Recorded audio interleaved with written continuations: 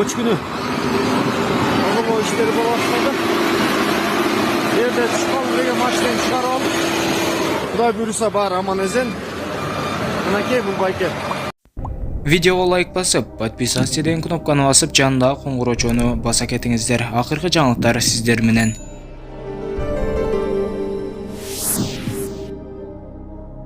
Кече 10 январда саат 22:45-те Бишкек Ош жолунун 132-чакырымында кар көчкү түшүп, бир унааны көчкү басып калган. Бирок жолчулар унаанын ичиндегилерди аман-эсен алып чыгышкан. Бул тууралуу транспорт министрлигинен билдиришти. Кар көчкүдөн тазалоо иштери жүрүп жатат. Жол толугу менен ачылды. Көчкүнүн көлөмү 4000 метр куб. Ага ылайык транспорт министрлиги шашылыш, муктаждык болбосо ашуу аймактарына барбоону сунуштайт.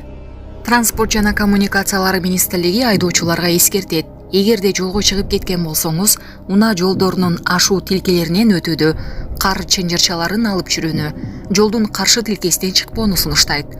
Кар жааган учурда жолдорду кардан тазалоочу атайын техниканын жумушуна тоскоол болбоңуздарды өтүнөбүз.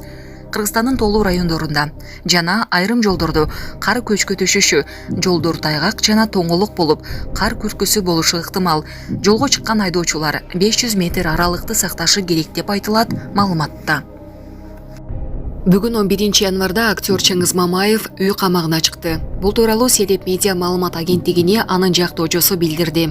Бишкек шаардык соту Кыргыз Республикасынын эмгек сиңирген артисти Чыңгыз Мамаевдин кылмыш ишин карап чыгып, анда тергөө органдары тарабынан бир катар мыйзам бузуу болгонун, ошондой эле кылмыш ишинде Чыңгыз Мамаевдин күнөөсү бар экенине жетиштүү далил болбогонун жана Чыңгыз Мамаевдин укуктары бузуу жолу менен тергелгенин аныктап, сот залынан бошотту, деди жактоочу.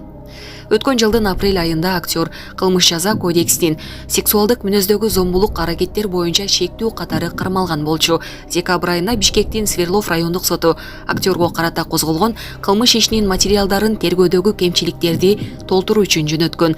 Кийин Чыңгыз Мамаев президент Садыр Жапаровго сот адилеттүү болот деп ишенгем, бирок сабырым түгөндү деп кат жолдогон эле. Булак Серепкежи.